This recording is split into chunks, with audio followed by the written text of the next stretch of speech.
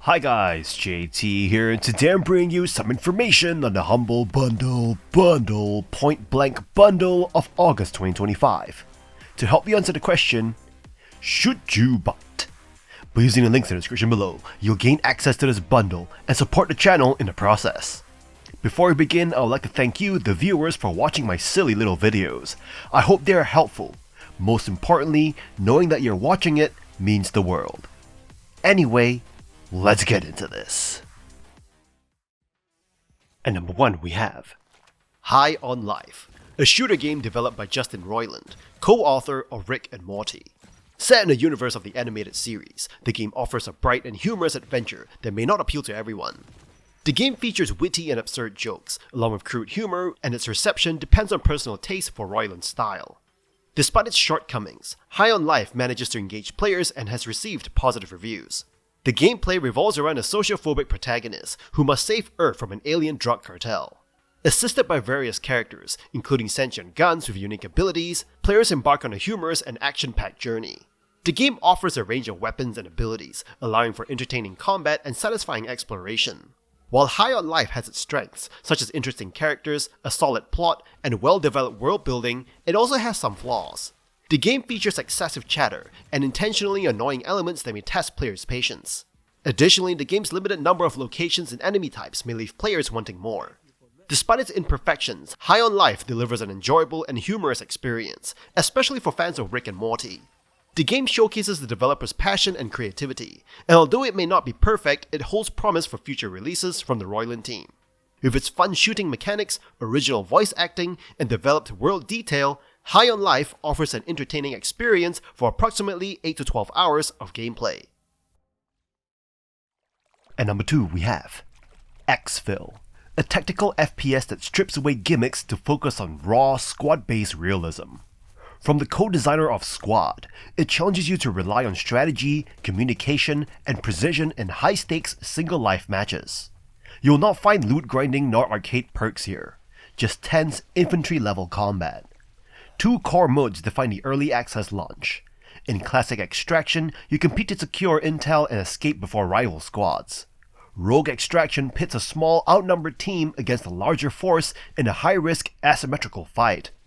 With 6 handcrafted maps, a full day-night cycle, and dynamic weather like fog, storms, and sand, no match feels the same. Gunplay is grounded in simulated ballistics, accounting for bullet drop, penetration, and ricochet. VoIP with proximity chat makes every callout vital, and self-hosted servers allow custom rules and after-action analysis. The biggest issue here though is player count. When lobbies are full, matches are tense, rewarding, and unforgettable.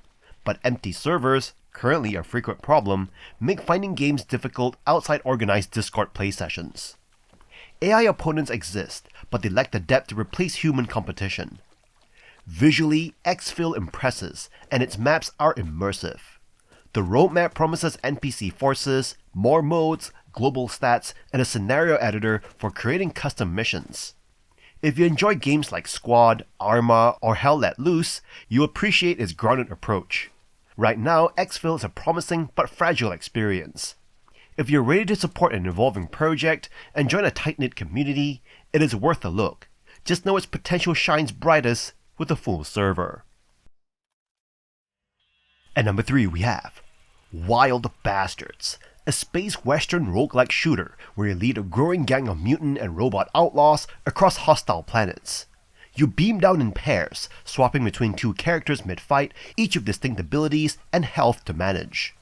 The action unfolds in short, tense showdowns set in procedurally generated ghost towns, swamps, and quarries, where enemies hide, taunt, and spring ambushes. Early on, you may find the gunplay simplistic and the loot forgettable, but as you recruit more eccentric outlaws, each with quirks, special skills, and even feuds, the game's personality begins to shine. Between missions, you navigate branching planetary maps, buy temporary gear from shops, and deal with environmental hazards like toxic swamps, blinding snow, and lightning storms that force you into cover. The pacing is slower than many roguelikes. You'll creep, listen for enemy chatter, and plan each move, rather than rushing in guns blazing. This deliberate style rewards patience, but might frustrate players expecting constant action. Not every idea lands. Some heroes feel underpowered, certain ultimate abilities remove too much challenge, and the interface can be awkward. Occasional bugs like auto-resolve battles break immersion. Equipment resets between star systems may also annoy if you prefer long-term progression. Still, the writing and voice acting embrace a cowboy meets sci-fi theme with gusto, delivering plenty of memorable lines. The mix of tactical shooting, outlaw management, and environmental variety creates a unique rhythm. If you're willing to accept a slower burn and a few rough edges, Wild Bastards offers a distinctive atmospheric twist on the roguelike shooter formula. At number 4 we have SUPERHOT, Mind Control Delete. A first-person shooter where time only moves when you move, turning every encounter into a tense, slow-motion puzzle. Bullets freeze mid-air until you act, forcing you to plan each step carefully, because in the original game, one hit meant instant death. This standalone expansion changes that.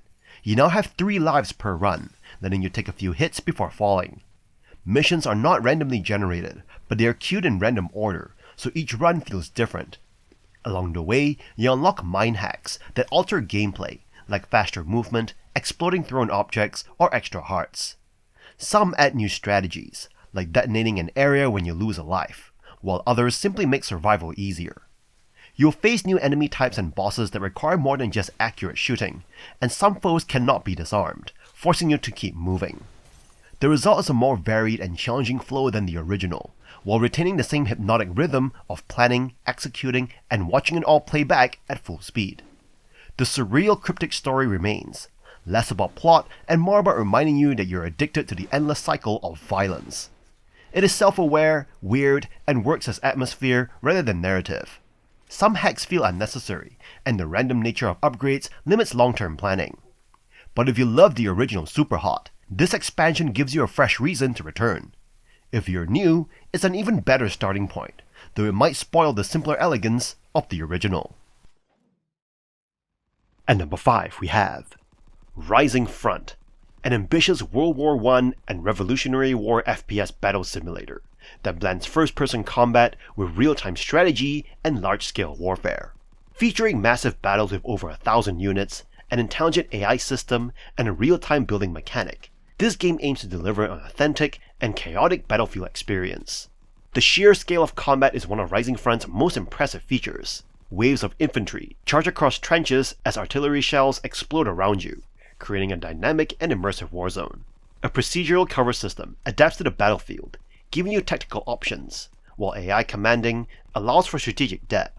Add in ragdoll physics, workshop mod support, and a solid arsenal of period-accurate weapons, and you have a war simulator with serious potential. That said, Rising Front is still in early access, meaning it is far from perfect.